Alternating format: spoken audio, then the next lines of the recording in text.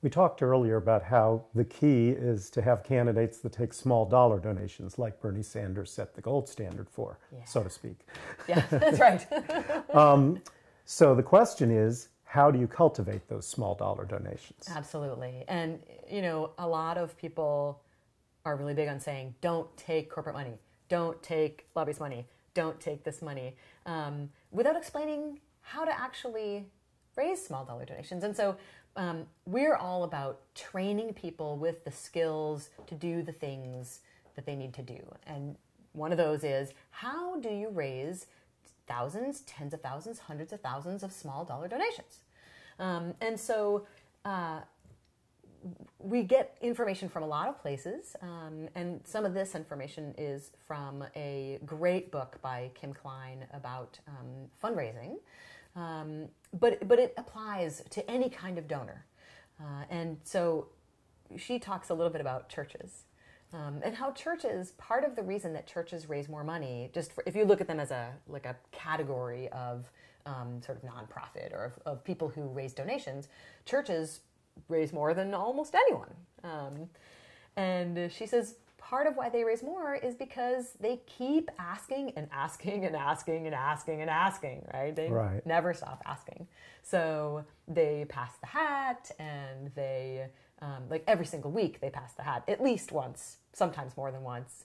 And they have mailers, and they have people call you once a quarter. And, you know, there's so many different ways that you can donate to the church that it makes it easier to do that. And so we help, we have a workshop called Raising Small Dollar Donations. And one of the things we teach people is how to turn every event into a potential fundraiser. And we can't do all of the techniques here, but we can talk about some of them, that you collect everybody's information, right? So you have really nice looking sign-in sheets, and you're collecting information from people who donate or don't donate, but from people who are interested. And then when that time comes to ask for a donation, to really refine your pitch. And people talk about an elevator pitch, and it's called an elevator pitch because you need to have something that you could say even in an elevator, right? Right. Which just means you should be ready to ask for a donation anywhere you are.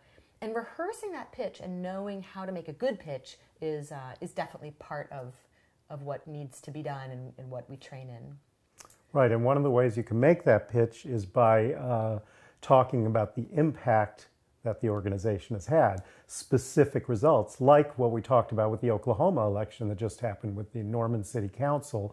If you can point to an actual result, achievable result, that's going to inspire people to be more likely to donate. Absolutely. So when people do donate, it's very important to do two things. The first one is to thank them. And that thank you shouldn't just be like an automated email that goes out and says, "Dear first name." Right. You know, it needs to be personalized.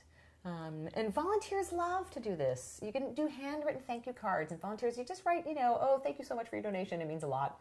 Signed so-and-so." Very simple, but when people receive that, they know not only did you get their money, but wow, like somebody actually took the time to write a card. Yeah, I'm not just another number in the machine. That's exactly right. People want to feel like their donation meant something. Yeah. But what you just mentioned is this whole question of impact. And that's crucially important is, so if you're a candidate, what you want to talk about is how the donations that you're getting are allowing you to do X, Y, and Z. And that can come in many forms. It can be that it allowed you to pass all the hurdles. So they're like, certainly for some national elections, it can cost tens of thousands of dollars to get on the ballot in different places, to have your name be one of the, like, you have a statement, you can have a candidate statement, and that can cost thousands of dollars. Right. So to let people know that, hey, we've passed this hurdle, yay, that can be one thing. Yeah, I know on a personal level, you know, I if someone says something great, I go, wow, that's wonderful. They speak a good, you know, they talk a good game. the next thing I'll do is go, what did this person actually do? Right.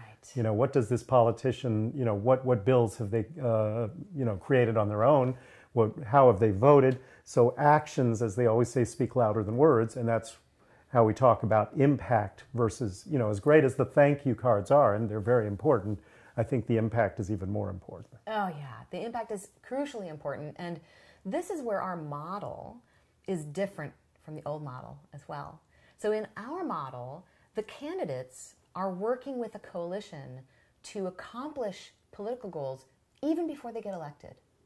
So you might have, let's say you're building a coalition and you're working on homelessness, and you have people who are working on this campaign to pressure the city council and to you know, write up new potential legislation, and maybe they're not elected yet, but that person has been actively working on this campaign and building trust from the community even before they announced.